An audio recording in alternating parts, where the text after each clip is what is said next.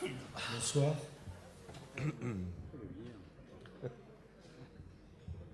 J'espère que vous nous voyez parce que nous, alors, on ne voit rien du tout.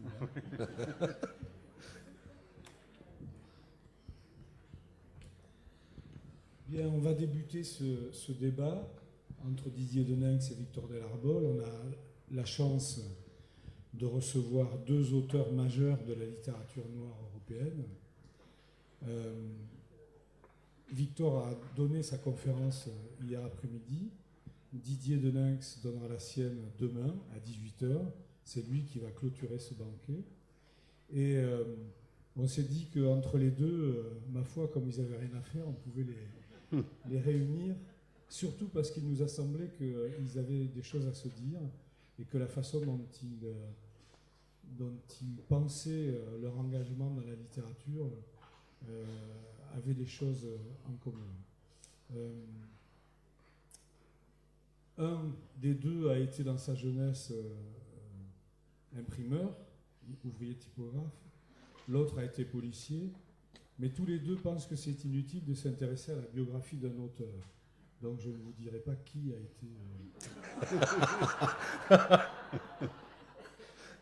Je disais hier en présentant Victor que si on parle de romans noirs au sujet de ses livres, c'est surtout à cause de la noirceur des hommes qui les traversent.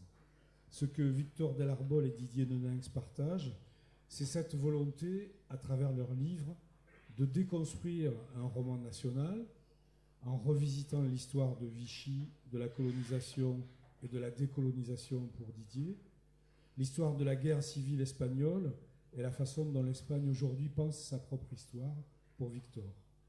Leurs livres sont autant de cailloux dans les chaussures de l'histoire officielle.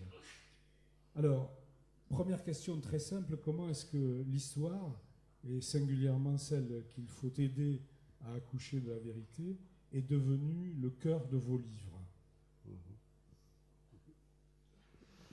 Moi, c'est comment tu parlais de la biographie à éviter et tout, mais moi, c'est véritablement quelque chose qui est en plein cœur de la biographie. C'est-à-dire que quand je suis devenu écrivain, la seule chose que j'avais à élucider, c'était le rapport que j'avais avec la guerre d'Algérie. Donc, c'était vraiment la chose essentielle et c'était né d'un fait, d'une voisine qui avait été tuée lors d'une manifestation, qui était une amie de ma mère, que je connaissais, j'allais chez elle, et puis ses enfants étaient dans le même collège que moi.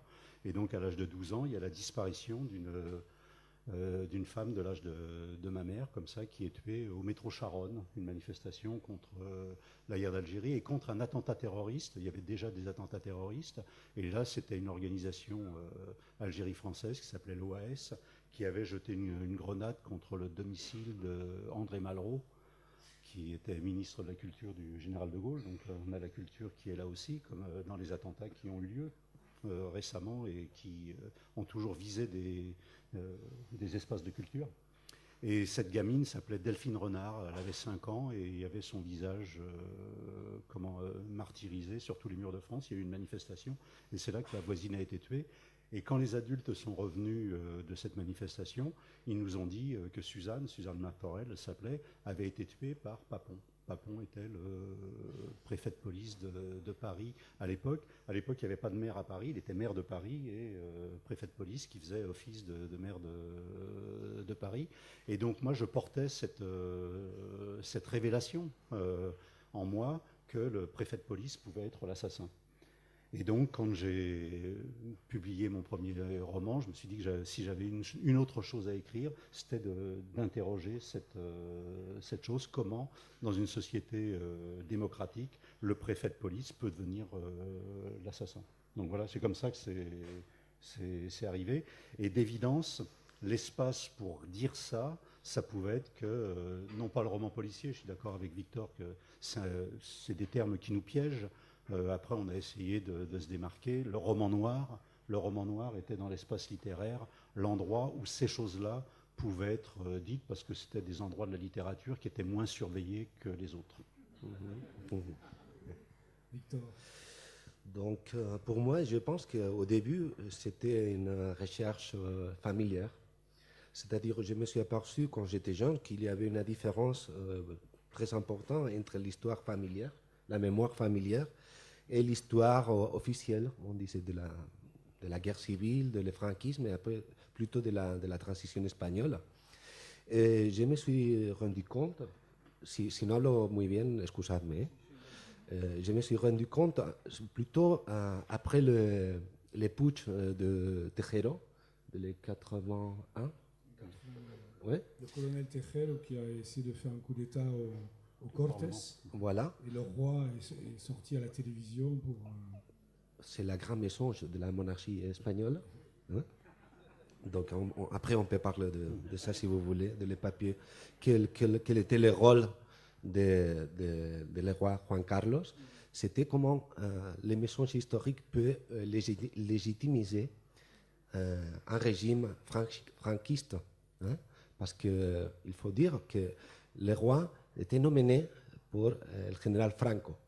Donc la légitimisation démocratique arrive avec les papiers de la monarchie sur les putsch de Tejero. Mais ça, c'est un thème très intéressant, mais c'est différent. Et pour moi, c'était important dans ce moment parce que j'avais 14 ans. Je vais noter que je suis né à l'année 68, c'est-à-dire que je suis de la dernière génération du franquisme et de la première génération de la démocratie. Donc, mais j'avais 7 ans quand Franco est mort. Ça veut dire que pour moi, c'était rien. Mais avec les putsch de Tejero, j'avais 14 ans, je comprenais beaucoup de choses. Et pour moi, l'expérience était très forte de découvrir la peur dans ma famille. C'est-à-dire de mon grand-père qui a dit il va prendre toute la valise, on va partir. C'est ma grand-mère qui a pleuré, etc. Et je me suis dit pourquoi tout ça. Et après, quand j'ai demandé à mon père, quand j'ai demandé à mon grand-père, ce que j'ai trouvé, c'était toujours le silence. C'est-à-dire, je parle beaucoup de la génération du silence. Et j'ai fait la contradiction entre la mémoire de ma famille et la mémoire historique. J'ai dit hier que j'aime pas c'était mariage, parce que pour moi, la mémoire, c'est individuel, toujours, et l'histoire, c'est collective. Donc, j'ai trouvé qu'il y a un discours politique accepté de qu'est-ce que c'était la guerre, qu'est-ce que c'était le franquisme, qu'est-ce que c'était la transition. Mais à ma famille, c'était une autre histoire. C'était une histoire personnelle de la peur, de l'hambre, de la faim, de la misère.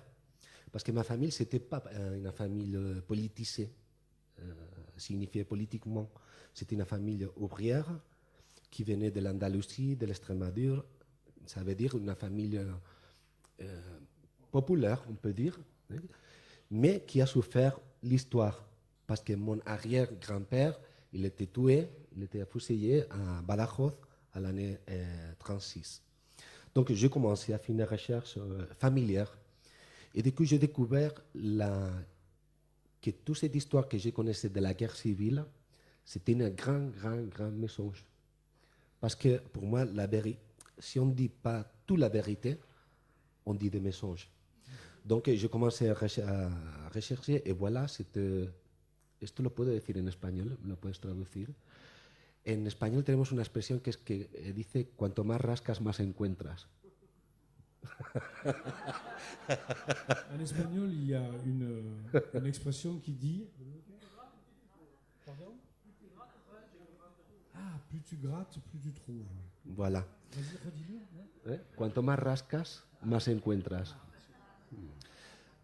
Qu'est-ce que veut dire ça? Que je me suis aperçu de que mon histoire familière, c'est l'histoire de beaucoup de familles espagnoles qui ont vécu la transition comme une grande trahison à son histoire familière. Donc voilà, c'est le début. Merci. Donc assez rapidement, pour vous, la littérature, ça peut servir qu'à ça? Non, pas vraiment. Comment? Ensuite, il y a véritablement toute la manière dont on vit, et la littérature, pour moi, dans beaucoup des livres que j'ai écrits, c'était poser des hypothèses sur des choses insolubles. Donc il y avait énormément de mystères autour de moi. Par exemple, tout ce dont on ne parlait pas il y a quelques dizaines d'années. On parle de la colonisation, par exemple, la manière dont on me racontait l'histoire, c'est-à-dire d'avoir... moi, je suis de la génération de l'Empire français. Et comment dans les années 50, fin des années 50, c'était la glorification de la colonisation et un racisme quotidien comme ça qui était dispensé par l'école, et il y avait une formation de fierté de cet empire. Et donc gamin, moi j'étais dans la volonté d'expansion de cette couleur rose sur les cartes, c'était l'Empire français, et toute ma préadolescence, ça a été la déconstruction de ça. Donc il y avait ces interrogations, il y avait toutes les interrogations aussi sur Vichy. Donc tous ces non-dits. Par exemple, quelque chose, il y a quelqu'un d'admirable qui est décédé il y a très peu longtemps, qui s'appelait Simone Veil.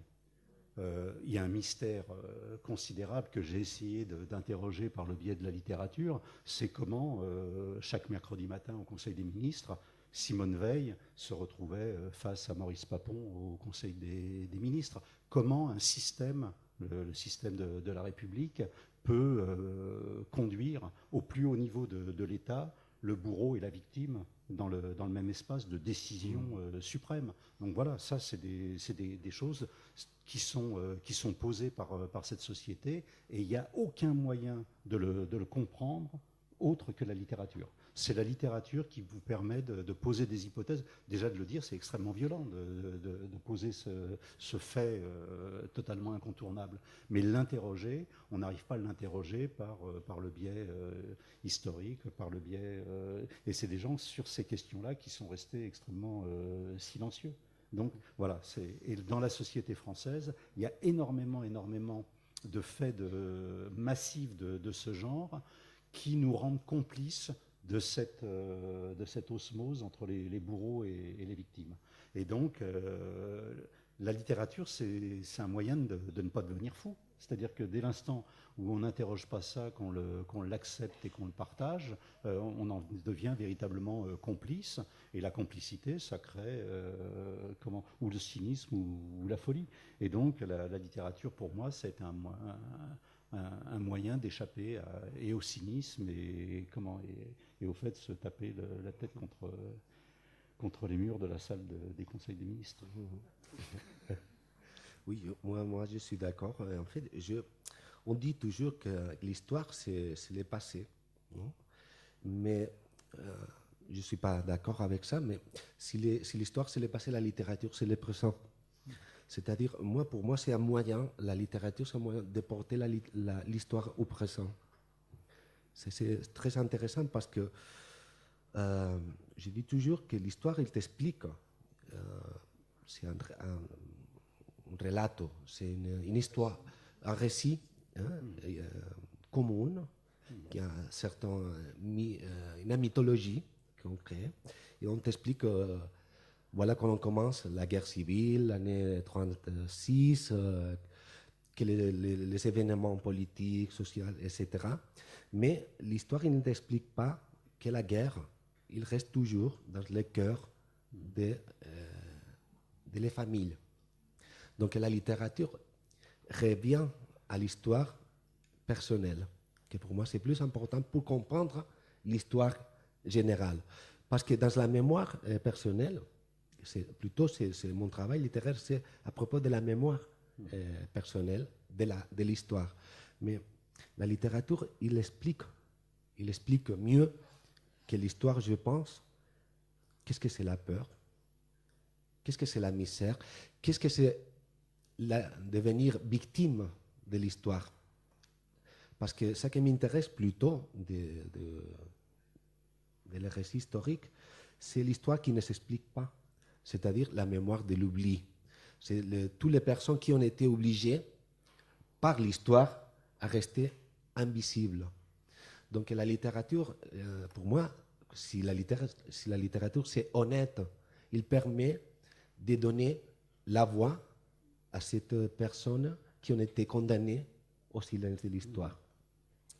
La contradiction entre la littérature et l'histoire, c'est toujours très intéressant, parce que l'histoire, c'est monolithique. Il y a le négationnisme, il y a le révisionnisme, mais c'est toujours un discours majoritaire. Hein? C'est-à-dire, les prétextes, la Libye que je disais avant, de l'histoire, c'est toujours les biens communs. Mais qui dit, qui explique qu'est-ce que c'est les biens communs?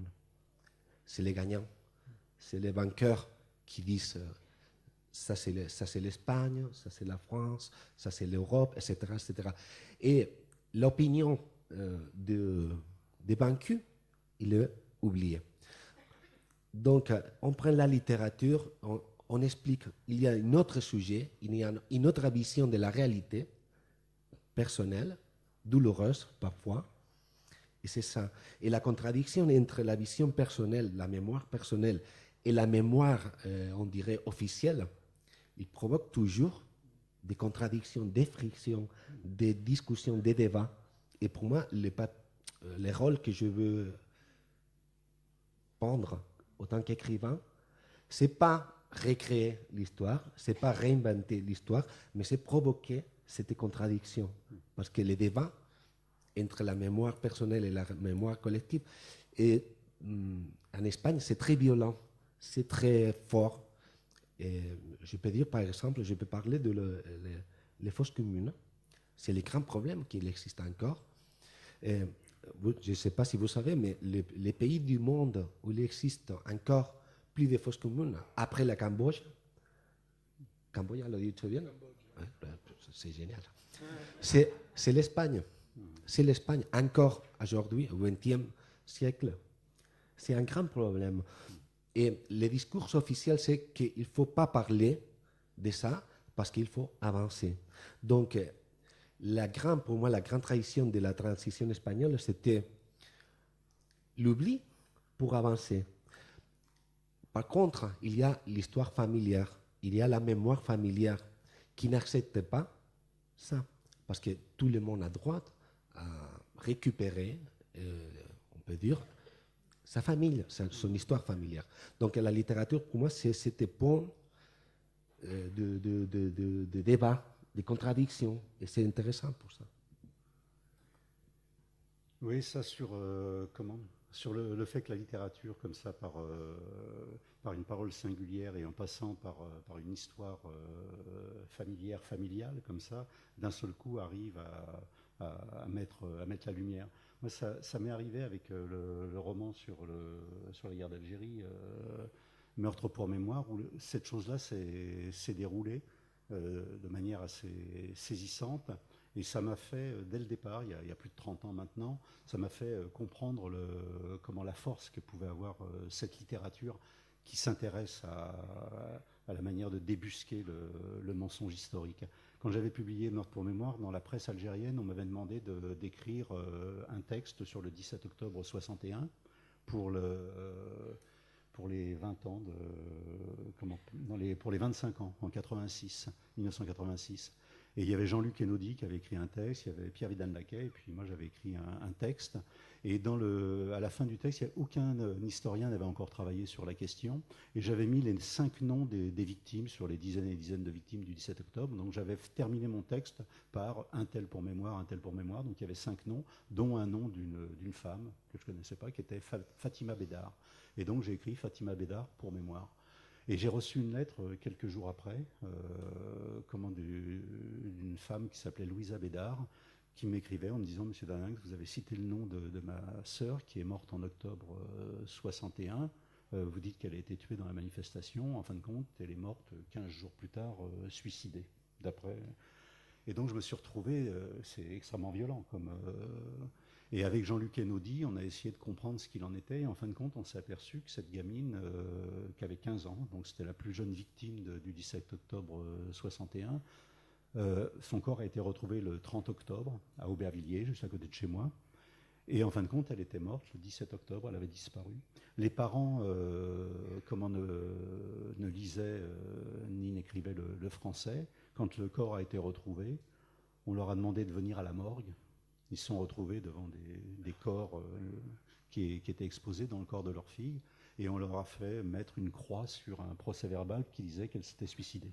Et on a pu refaire tout le travail pour montrer que c'était un mensonge policier, un mensonge historique, pour cacher une des victimes, la plus jeune victime du 17 octobre 61. Elle était de Saint-Denis, elle était de Stein, et elle faisait ses études à Saint-Denis. Donc on sait qu'elle est partie le 17 octobre après-midi pour aller à la manifestation et qu'elle n'est jamais revenue, que sa mère était enceinte et qu'elle a, pendant 15 jours, erré dans toute la région de la banlieue nord de Paris pour essayer de la retrouver.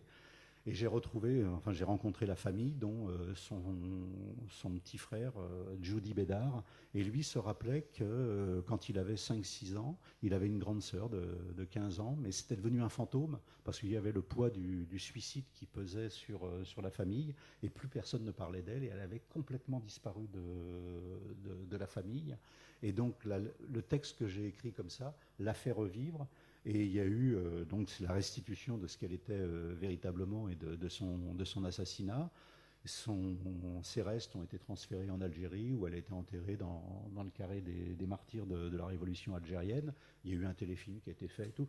Donc il y a quelque chose qui s'est joué là par le poids de ce livre, paru à la série noire.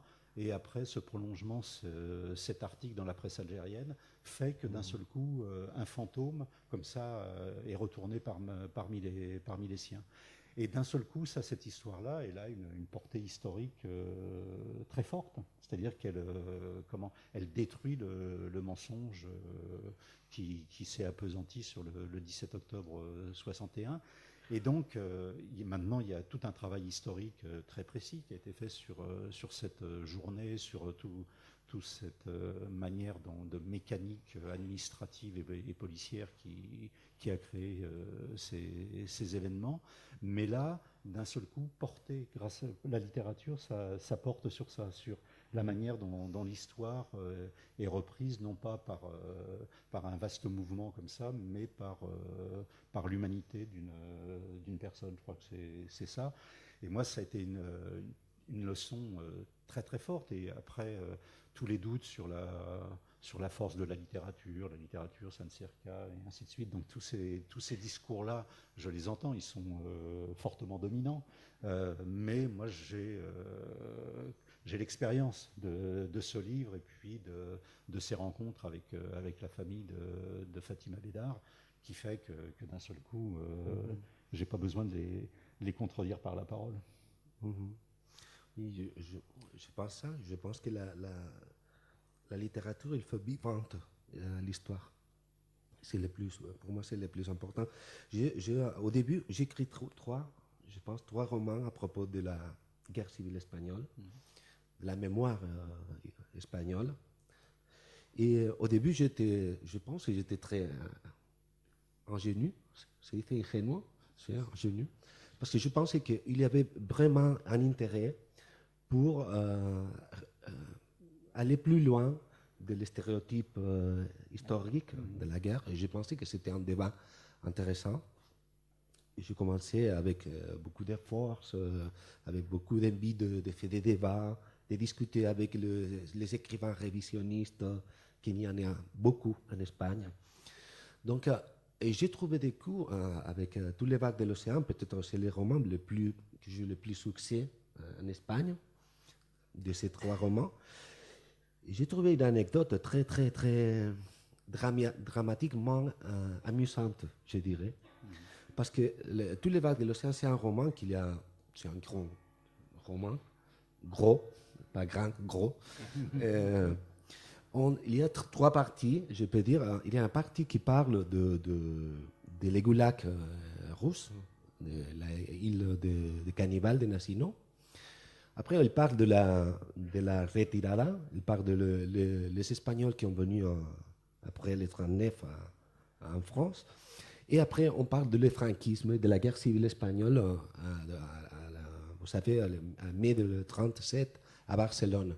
C'est-à-dire la guerre de la gauche C'est la guerre entre les anarchistes, les communistes staliniens et les communistes trotskistes. Non? Donc, et moi, je pensais que c'était un sujet fort pour provoquer des débats plutôt dans la gauche.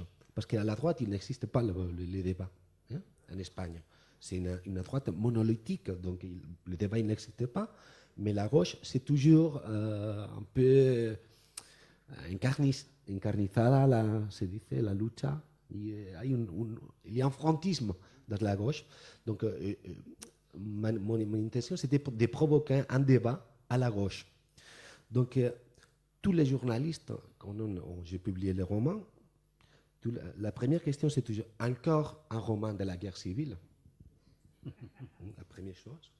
Et la seconde chose, c'était, vous avez écrit un roman très, très, très intéressant. Ah bon, d'accord, et qu'est-ce qui vous intéresse? Les goulags. Qué malos son los rusos. C'est Staline, c'était terrible, ça. Hein? Non, mais il faut dire que le goulag que tu décris dans ce livre, qui est l'île de Nazino, c'est absolument hallucinant. Et les pages, enfin, c'est pas pour défendre mes confrères espagnols, mais c'est vrai que c'est très, très frappant. Oui, c'est très, très fort, mais il existe tout un sujet qui parle de la mémoire de l'Espagne, parce que c'était le protagoniste, c'est vraiment, il va au goulag, mais il est asturien, il est espagnol, il est communiste, il vient de la révolution d'Asturie en 1934. Mais tout ça, on ne parle pas. Hein, donc, je me suis dit qu'en Espagne, on dit qu'il faut avancer, on a oublié déjà, il faut beaucoup de temps, mais ce n'est pas vrai. Parce qu'il n'y a pas encore un discours sérieux à propos de cette époque. Donc, le problème pour moi, c'est qu'il y a beaucoup de, j'ai noté, il y a beaucoup de contre-vérités dans l'histoire de la guerre civile espagnole. Il y a beaucoup de discrédits. J'étais contre le témoignage vivant. Et mon problème, ma préoccupation, c'est que après quelques années, toutes ces personnes qui ont vécu la guerre, qui ont vécu la transition, le franquisme, ils seront mortes. Donc, il sera plus facile de réinventer l'histoire. Donc, la littérature, pour moi, c'est un stopper. C'est un, comment diría-yo, como un ariete contra esa verdad que se está imponiendo. Mais la déconstruction du roman national, c'est valable pour les deux. Ça ne se passe pas évidemment sans problème, sans débat un peu violent. J'ai l'impression qu'en Espagne, c'est plus compliqué qu'en France, même si on y arrive. La lutte pied à pied avec des historiens, tu disais des écrivains négationnistes, c'est très frappant. On a l'impression que toutes les vagues de l'océan, c'est cette espèce de vague comme ça qui commence à recouvrir un peu tout. Et on a parfois le sentiment que c'est pas évident que ça puisse être gagné, quoi. C'est pas évident que l'histoire, elle soit pas en train de se réécrire définitivement. Je veux dire, le nombre d'écrivains qui aujourd'hui disent, j'hésite parce que je veux pas citer de nom, qui disent, parce que c'est au fond la grande histoire sur la guerre civile espagnole, la guerre, grosse malheur, il y a eu des atrocités, c'était terrible. D'ailleurs, il y a eu des atrocités des deux parties, et c'est une folie, les gens sont devenus fous, et il y a eu des meurtres de chaque... Et au bout d'un tout petit moment, on se retrouve à mettre sur exactement le même plan les bourreaux et les victimes, comme tu disais tout à l'heure. Mais il y a la même chose en France sur la colonisation, le grand débat sur les crimes contre l'humanité, toutes ces choses. Il suffit de reprendre des textes d'époque. Il y a des textes qui sont assez peu lus aujourd'hui. Par exemple, les grands reportages de Simenon. Georges Simenon, on est dans le roman policier. Simenon a fait des reportages en Afrique sur la construction du Congo-Océan, la ligne de chemin de fer, 140 km 17 000 morts. 17 000 morts dans la construction de cette partie qui allait jusqu'à Pointe-Noire. Et il a une formule extraordinaire, donc c'est des reportages assez longs comme ça. Et il a une formule, il dit la construction du Congo-Océan, c'est un ingénieur blanc mort tous les kilomètres et c'est un noir par traverse. Et donc il donne ces éléments-là. Donc là, le mot crime contre l'humanité, il résonne d'une certaine manière. On reprend, est-ce que, dans ce pays, on sait ce que c'est que le code de l'indigénat, la manière dont, dans les colonies françaises, les gens étaient traités. C'était une république qui avait créé des sujets de la république qui s'appelaient les indigènes. Et les indigènes, la vie d'un indigène, elle était comptée à 10% de la vie de quelqu'un qui était originaire de métropole. Et on le retrouve dans la mortalité infantile, par exemple en Algérie. On a les statistiques, c'est 1 pour 10 entre les familles européennes et les familles originaires d'Algérie. On le retrouve sur les salaires, 1 à 10. Et on va le retrouver même quand on va assouplir le code de l'indigénat, juste après la guerre, pour remercier les indigènes de s'être sacrifiés pour la libération du pays. On va instituer ce qu'on appelait le double collège en Algérie. Donc vous reprenez les choses, il y a à peu près 9 millions d'Algériens, ils élisent 22 députés à l'Assemblée nationale française, il y a 1 million de personnes d'origine européenne, ils élisent 22 députés à l'Assemblée nationale française. Et on a le 1 pour 10. Et donc ça, c'est quelque chose qui est institué véritablement dans l'espace complet de la République. Et ça a des effets dans la vie quotidienne. La vie d'un indigène vaut 10 fois moins que la vie d'un Européen. Et donc là, on a toute une série, on arrive à la construction du Congo-Océan à Pointe-Noire, et donc on arrive à tout ce qui s'est produit à Sétif, et ainsi de suite. C'est de là que ça naît. Sétif, c'est pas les bombardements de Sétif le 8 mai 1945, où il y a eu au minimum 15 000 morts commis le jour de la capitulation nazie, 15 000 morts dans la région du Constantinois. C'est pas quelque chose qui est un accident, qui est une démesure d'une répression. C'est inscrit dans un système qui s'appelle le Code de l'indigénat, et qui est un système totalement meurtrier dans son essence. Et ça, c'est quelque chose, moi, j'ai l'impression que c'est partagé par très peu de personnes dans ce pays, et ça bloque complètement la réflexion. On a une réflexion, pareil que le bilan sur les autoroutes allemandes et ainsi de suite. On a construit tant d'hôpitaux, on a fait tant de lignes de chemin de fer et ainsi de suite. Oui, les lignes de chemin de fer, on les a faites comment? Donc dans ce système-là. Et donc voilà, l'écriture, ça permet d'aller dans tous ces recoins, puis d'allumer des petites loupiottes. Mais c'est vrai qu'on a des lumières vacillantes, nous. Oui. Moi, je pense qu'il y a en Espagne, j'imagine qu'en France c'est pareil, il y a un danger un peu plus, je dirais, moins évident, c'est la simplification, c'est-à-dire c'était la banalisation de l'histoire. Par exemple, il y a beaucoup d'écrivains qui ont choisi le sujet de la guerre civile espagnole ou de le franquisme avec tous les clichés de la gauche et de la droite, les franquistes et les républicains, la bonheur et le malheur. Donc, et pour moi, c'est très dangereux parce que c'était une simplification de l'histoire qui finalement ridiculise la histoire. Vous comprenez cette expression? Ridiculise? C'est le même mot, parfait. C'est-à-dire, il existe un discours très dangereux entre la jeunesse, par exemple, maintenant en Espagne. On ridiculise la figure de Franco. On ridiculise la figure de Hitler. On ridiculise la figure de Staline. Et pour moi, ça, c'est très dangereux. Parce que la caricature la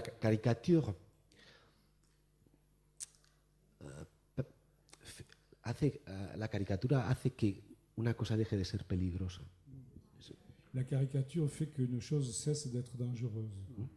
Si Franco c'était un imbécile, pourquoi l'étudier? Pourquoi le comprendre? Ça c'est un discours maintenant en Espagne, pour moi, très dangereux.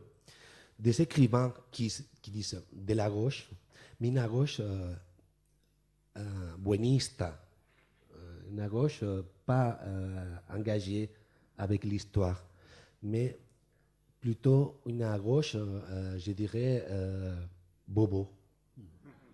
Cette expression, c'est français, mais c'est la même chose. C'est-à-dire, on fait des romans de la guerre civile, mais ce n'est pas un roman de la guerre civile. La guerre civile, c'est un contexte comme le Far West, où tout c'est possible. Donc, les clichés de l'héros, ce n'est pas réel, et les clichés de le bourreau, ce n'est pas réel. Donc, moi, j'ai choisi un sujet dans mes romans très, très, très conflictif. C'est parler de la trahison de la gauche. De la trahison de la gauche. Parce que pour moi, je milite à la gauche. Depuis, yo he militado 20 años en la CGT siendo policía. Je sais pourquoi il ne le dit pas en français. Il a milité pendant 20 ans à la CGT de la police.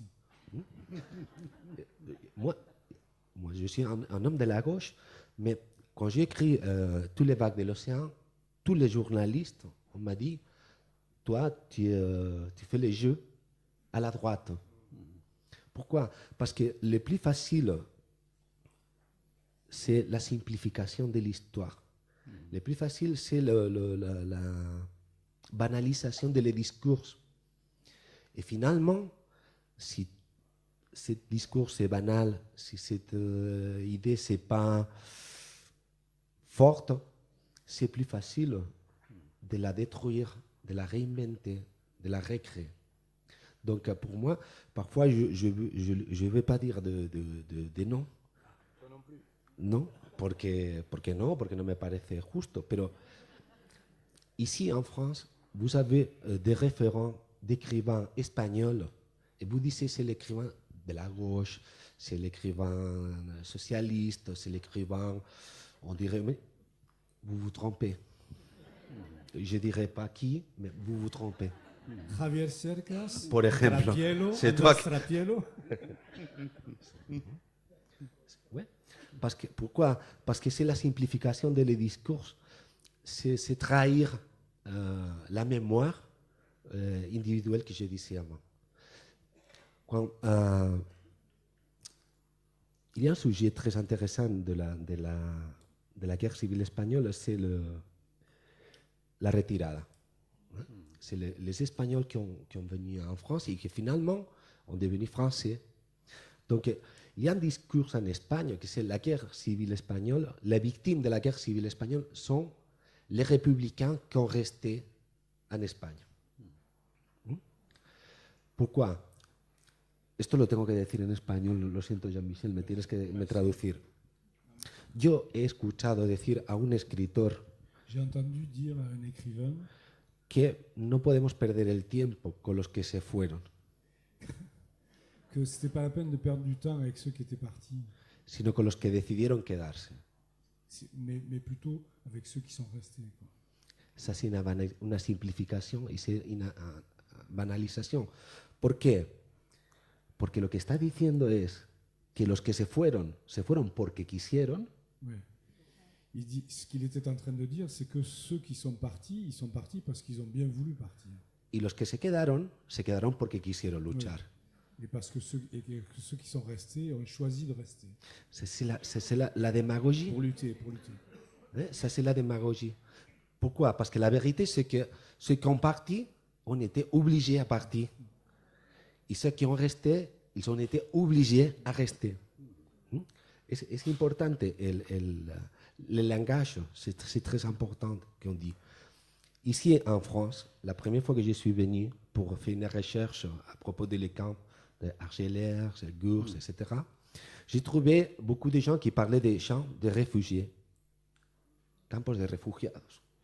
Et ce n'est pas des champs de réfugiés, c'est des camps de concentration. Oui, bien sûr. Donc, l'idée, les mots, c'est très important. L'idée, c'est très important parce qu'il transmet une idée.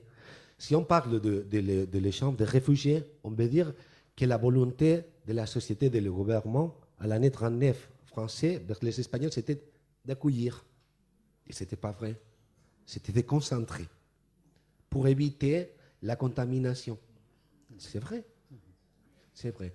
Donc, il y a un discours de la gauche qui est très dangereux parce qu'il joue avec les mots. Tu vois? Et donc, si on ne fait pas une réflexion sérieuse à propos de la parole, c'est facile de se laisser aller. La preuve, c'est que dans les premiers documents sur les camps, par exemple le camp de Bram, on parle de camp de concentration. Et assez rapidement, on a changé. Mais là, au tout début, on employait ce terme. Parce que concentration, ça voulait dire concentrer les gens. Non, mais les camps comme ça, il y a les premiers camps qui ont été ouverts juste avant la guerre, ça a été quand même en France, les camps pour les tziganes.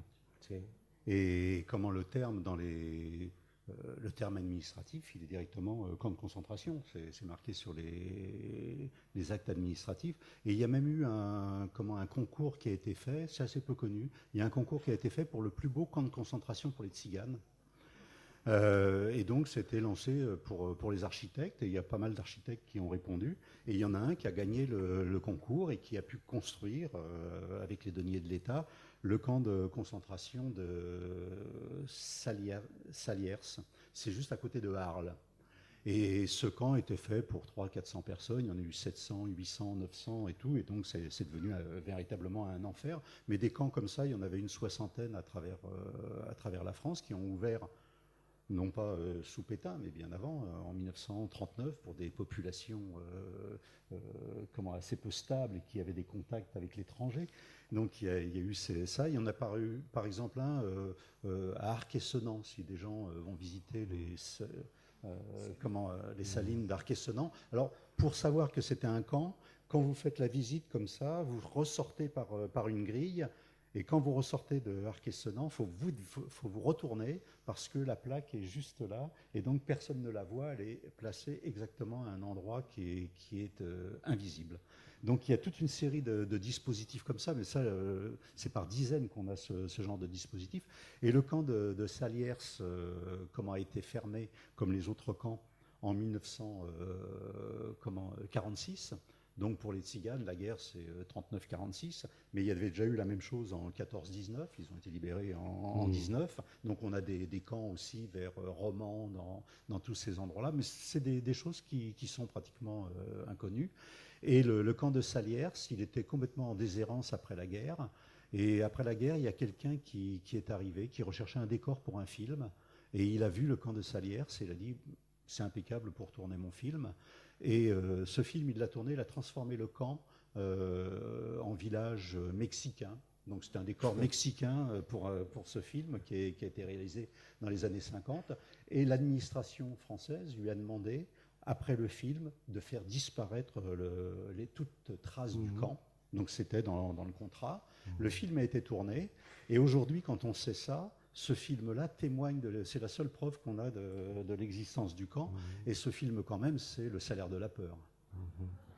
Donc, quand on sait ça, quand on regarde Le Salaire de la peur, moi, j'ai ce truc-là. Le Salaire de la peur, ça sonne autrement, le titre. Il a été totalement tourné. Et quand vous allez à côté de Arles, que vous allez dans les rizières, et vous voyez, il y a encore une trace du camp. C'est qu'il y avait un bateau comme ça pour rentrer dans le camp, et le bateau existe toujours dans les rizières qui sont là. Donc voilà comment on vit dans ces pays-là où les traces et le travail qu'on fait en tant que romancier, c'est sur toutes ces traces. Et puis aussi sur le fait qu'à certains moments, l'administration, en voulant effacer la preuve du crime, la multiplie. Dès l'instant où on le sait, elle est multipliée par l'existence même du film de l'auteur du Corbeau. Dis-moi, non, dis.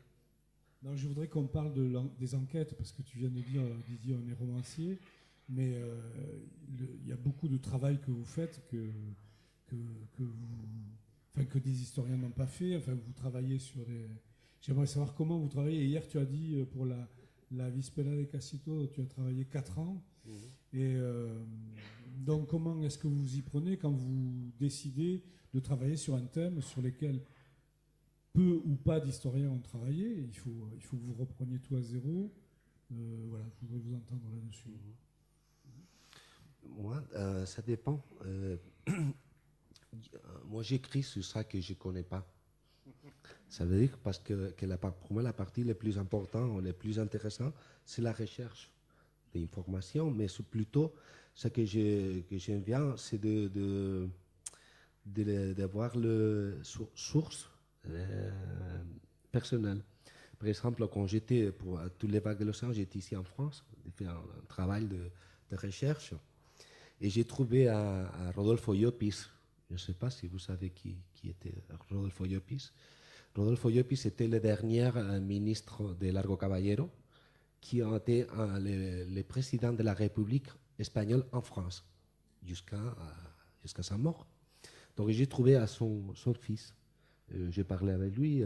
Il était ami de Malraux, etc. Albert Camus aussi.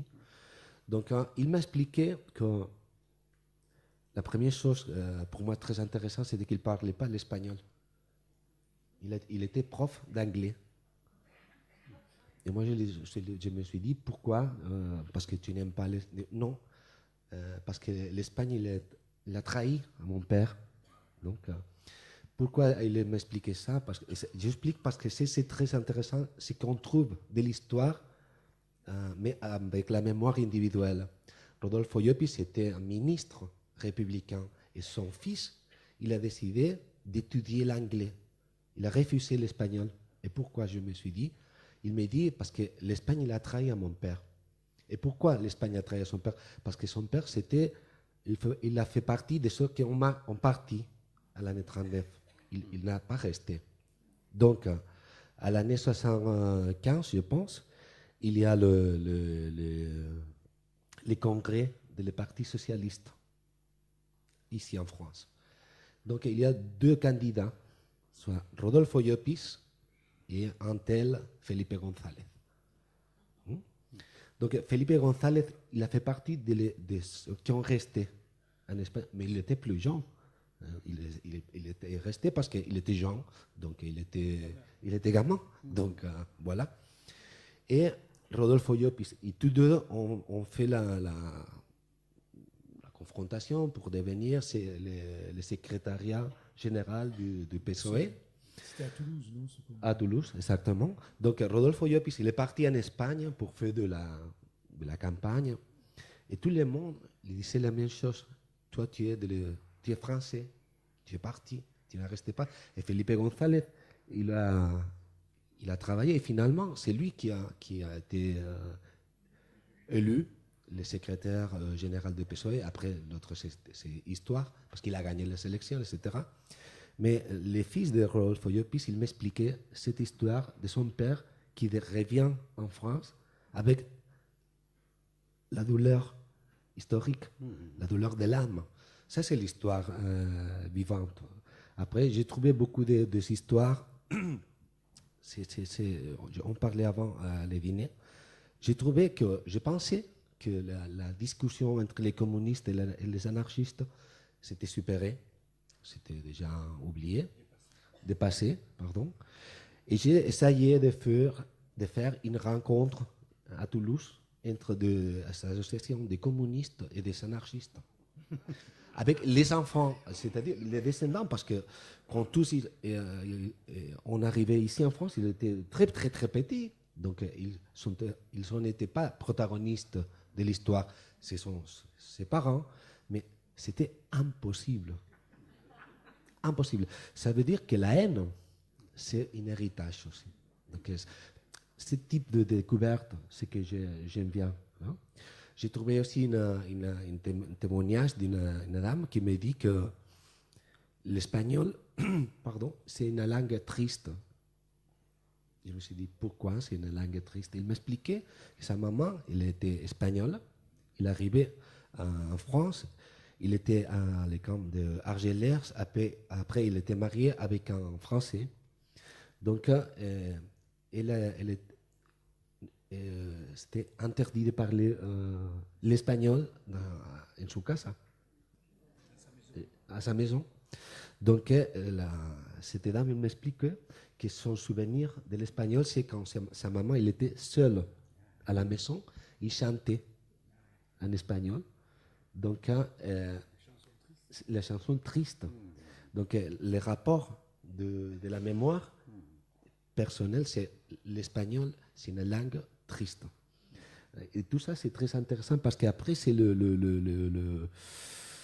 la terre pour construire des histoires de dramatisation des personnages, etc.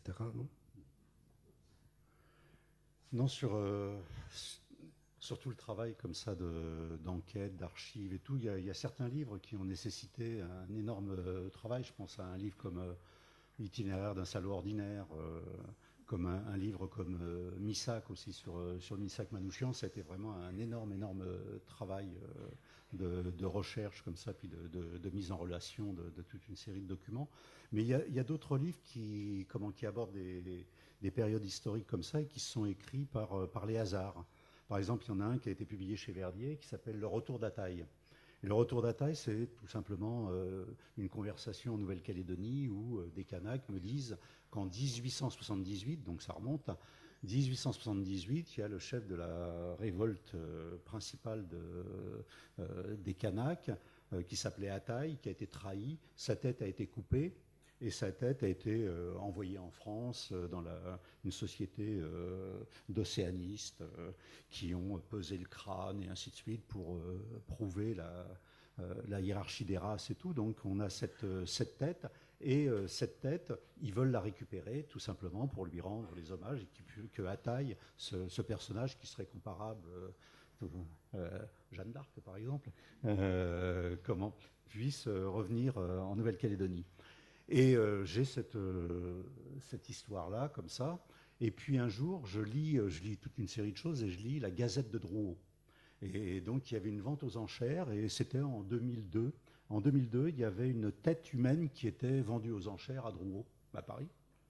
Et cette tête, c'était une tête africaine avec des décorations, mais il y avait encore quelques cheveux et ainsi de suite. Et donc, je me suis renseigné sur cette tête en me disant, c'est peut-être la tête kanak, on n'en sait rien, c'est peut-être la taille. Et donc, j'ai suivi un petit peu ça. Et en fin de compte, non, c'était une tête africaine qui avait appartenu jusqu'en 1931 à Paul Éluard. Et Paul Éluard, au moment de l'exposition coloniale, qui se rapporte à un autre demi-livre Cannibale, s'est débarrassé de cette tête-là. Il l'a vendue à un collectionneur qui s'appelait Gaffé. Gaffé, ce monsieur est mort, et en 2002, on disperse la collection Gaffé. Et donc cette collision de ces deux informations, Ataï et puis la collection Gaffé, 2002, je décide d'écrire une fiction qui s'appelle Le Retour d'Ataï, où un personnage qui a été exposé en 1931 comme un animal à Paris revient à Paris, très vieux, et il a une mission très importante qui est de retrouver la tête de Ataï, et par la fiction, il va réussir à la trouver et à la ramener. Donc ça, c'est le livre Le Retour d'Ataï. Quelques temps après, 2 ans après, je reçois un coup de téléphone du directeur du musée anthropologique de Rouen, monsieur Sébastien Michin. Il me dit « Allô, monsieur Daninx, j'ai lu votre livre Le Retour d'Ataï et je viens d'être nommé directeur du musée anthropologique de Rouen et dans les sous-sols, j'ai une tête humaine. » Je dis « C'est une tête kanak ?» Il me dit « Non, c'est une tête maori. Mais il est hors de question que je la garde, que je l'expose et ainsi de suite. Est-ce que vous acceptez qu'on fasse une association pour la restitution de la tête maori du musée de Rouen ?» Je dis, il n'y a aucun problème. Donc je me déplace à Rouen. C'est devenu vraiment quelqu'un que j'aime beaucoup. Et on fait ça. Et on arrive à avoir le soutien du maire, qui était un maire comme en modem, qui s'appelait M. Albertini, maire de Rouen. Et on arrive à faire avec l'UNESCO, avec l'ambassade de Nouvelle-Zélande, une cérémonie de restitution de la tête maori à la tribu maori qu'on avait retrouvée en Nouvelle-Zélande. À ce moment-là, c'est ça qui est intéressant, le ministère de la Culture était dirigé par Madame Albanel, qui maintenant dirige Orange, où elle est tout à fait à sa place. Et comment? Et elle nous interdit de faire cette restitution tout simplement parce qu'elle nous attaque au tribunal administratif, tout simplement parce que cette tête maori est une partie d'une collection patrimoniale française et muséale. Nous, on lui répond que c'est pour nous une partie d'un corps humain, mais le tribunal administratif donne raison au ministère de la Culture. Donc on est obligé d'annuler la restitution de la tête maori. À ce moment-là, il y a un nouveau ministre de la Culture qui arrive, qui est Frédéric Mitterrand, et lui abandonne tout ça, et il est d'accord avec nous, et en fin de compte, la restitution va pouvoir avoir lieu. Et donc je me retrouve, moi, pour la première fois en contact avec des anthropologues.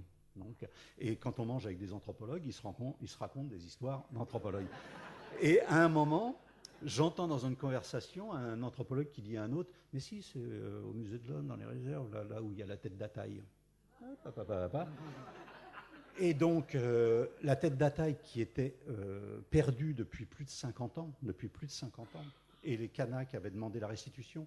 Michel Rocard, Premier ministre, avait fait faire une enquête pour essayer de la retrouver, donc elle était totalement perdue. Et d'un seul coup, j'entends ça, et j'ai des confidences. Je prends rendez-vous avec la direction du musée de l'Homme, et je me retrouve reçu par quelqu'un de la direction du musée de l'Homme, et je vous donne ma parole, je suis rentré dans son bureau, il m'a regardé, il m'a dit « Ça fait longtemps que je vous attendais. » Et je lui ai dit « Vous savez pourquoi je suis là ?» Il me dit « Oui, la tête d'Ataï. » Je dis « Oui. » Il me dit « Bon, on va aller la voir. » Donc on a été voir la tête d'Ataï, et en fin de compte, elle était planquée dans un maquis administratif. Un maquis administratif depuis plus de 50 ans, ce serait trop long à expliquer. Et donc j'ai pu avoir accès, photos et ainsi de suite. Et je me suis mis en rapport direct avec le Sénat coutumier kanak. Et on a pu, pendant 3 ans, rechercher les descendants et tout, c'était extrêmement compliqué, et organiser la restitution de la tête de Ataï, qui a été restituée au peuple kanak au mois d'août 2016. Non, 2015, avec la ministre des Outre-mer, qui était Georges Paul-Angevin, qui était là. Il y avait toute la famille kanak, les descendants qui étaient là. Et puis, il y avait quelqu'un qui était un petit peu le chef des clés, quoi, hein, qui planquait les choses, qui était le directeur du musée de l'Homme. Et ça m'a fait plaisir qu'il me rende hommage, quand même, à la fin. Mais ça dit quelque chose, c'est-à-dire qu'on a, avec le bouquin de Verdier, avec ce que produit aussi la littérature, quelque chose qui datait de 1878. Et c'était, comme tu disais tout à l'heure, c'est pas quelque chose qui appartient à l'histoire, c'est pas quelque chose qui est passé. C'est-à-dire que cette tête de Ataï, c'est quelque chose qui était d'une nécessité d'aujourd'hui. C'est quelque chose, on intervient complètement dans le présent. Il y a cette relation comme ça avec quelque chose qui date de 150 ans, mais qui est quelque chose qui est une nécessité quotidienne pour les Kanaks. Donc, cette littérature qu'on essaye de faire, c'est ça, quoi. C'est cet espace qui montre la permanence de faits qu'on pourrait considérer comme oubliés, quoi. J'ai une anecdote curieuse. Ici en France, à Collioure, j'étais en train de... J'ai trouvé un témoignage qui m'expliquait que son grand-parent, il était prisonnier à la prison de Collioure, à les châteaux. Mais il m'expliquait qu'à l'époque, Collioure, c'était un peu comme un Guantanamo, c'est-à-dire il y avait c'était pas clair, c'était une prison militaire ou une prison civile. Donc il y avait un limbo, qu'on dit en espagnol, je ne sais pas comment se dit en français. C'était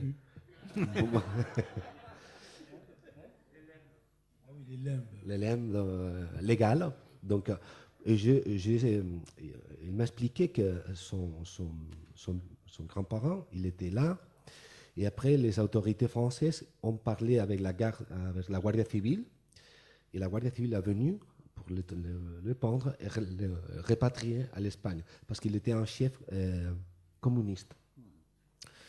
Et donc, j'ai un ami, très bon ami, c'est Gildas Giraudoz, c'est un écrivain aussi de la région. Je dis, je vais chercher la source de cette histoire. Et on y va à Collioure. vous connaissez Collioure, non? C'était touristique, les châteaux, les templaires, voilà. Donc je veux parler avec le directeur du château. Et Gildas, il dit, voilà, Victor Delarbol qui est en train d'écrire un roman à Collioure. Ah, super! Qu'est-ce que tu veux? Les archives, les templaires, les juifs qui ont parti de l'Espagne vers l'Afrique, blablabla. Il dit, non, je vais connaître un peu l'histoire de la prison militaire après la guerre civile. Ah non, c'est pas... ça n'existait pas. Non, c'était le castillo de Collioure, c'est le château de Collioure, blabla. Non, je sais que ça existe. En fait, j'avais trouvé des fonds d'historiens, etc. Et on a discuté, il était un peu... oui. Et finalement, il m'a dit, tu sais, le problème, c'est que ça, c'est une politique de le département, de parler de ça. Parce que on ne veut pas qu'il y ait un tourisme politique. Donc, pour moi, ça, c'est très, très, très, très significatif. Et en Espagne, par exemple, c'est pareil. J'ai trouvé une personne qui m'a écrit, il m'a expliqué que son père, il était fusillé à la cárcel Modelo, à la prison Modelo de Barcelone, et qu'après, il a été à une fosse commune à Barcelone. Il m'a expliqué où il pensait qu'il était. Et ça, c'était à la Villa Olímpica. Vous connaissez un peu Barcelone? Village olympique. Ouais. C'est où, après l'année 92, on a construit la Villa Olímpica pour accueillir tous les athlètes, etc. Donc, dans ces quartiers, il y a une fosse commune. Et j'essayais de trouver, c'est pour ça la question que je devais poser, parce que j'essayais de trouver, j'écris à le ministre de l'armée pour demander le juicio sumarísimo. Le procès judiciaire et la condamnation à mort. Et jamais, j'écris beaucoup de fois, et jamais j'ai reçu de réponse. Et je me demande si ici en France, tu as la facilité pour accéder à tous les archives, ou si l'implication institutionnelle, il existe ou pas? Non, moi j'ai eu accès à des archives qui étaient non communicables, mais ça c'est... Par exemple, quand j'ai écrit Missac, j'avais besoin d'avoir accès à des dossiers personnels de policiers tortionnaires, des gens qui ont torturé, qui ont tué pendant la guerre. Donc il y avait une partie de ces dossiers-là qui étaient totalement inaccessibles. Et donc, il y a des procédures de demande par les préfectures et ainsi de suite. On écrit et donc c'est instruit au bout de 3 mois. Donc, c'est une très, très grande lourdeur. C'est-à-dire, au bout de 3 mois, vous avez l'autorisation, mais dans votre demande, vous devez avoir dit exactement quel carton, quelles archives très répertoriées vous voulez voir. Et donc, moi, j'ai eu accès à plusieurs cartons comme ça, extrêmement, extrêmement sensibles. On vous fait signer un papier comme quoi vous ne révélez pas comment les identités et ainsi de suite. Donc il y a vraiment des garde-fous. Et puis j'avais besoin d'avoir accès à un dossier d'une personne, d'une jeune femme qui a été à la source de la chute du groupe Manouchian. Et cette personne est décédée récemment. Elle était encore en vie quand je travaillais. Et puis c'était un personnage important, une très grande amie de Roland Dumas, et tout ça, donc qui était dans tout un tas de cercles de pouvoir. Et là, il y a eu un blocage. On m'a dit aux archives policières, on m'a dit ce dossier-là est incommunicable. Il a été confié au commissaire Gaudin. Et donc j'ai dit à la personne qui était la responsable des archives, comment je peux contacter le commissaire Gaudin et tout. Et je me souviens que cette personne a éclaté de rire et elle m'a dit non, le commissaire Gaudin, c'est le poil. Claro.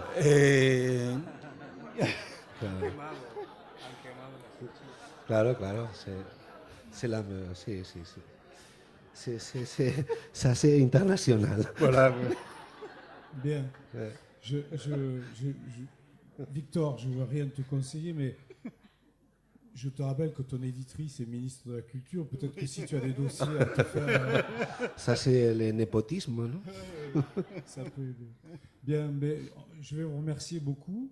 Vous rappelez donc que demain soir à 18h, Didier sera là pour sa conférence et que demain à 9h15, demain matin, on a invité Victor à boire un café en face pour le rebond au Recantour. Voilà. Merci beaucoup. Merci. Bravo. Bravo. Bravo.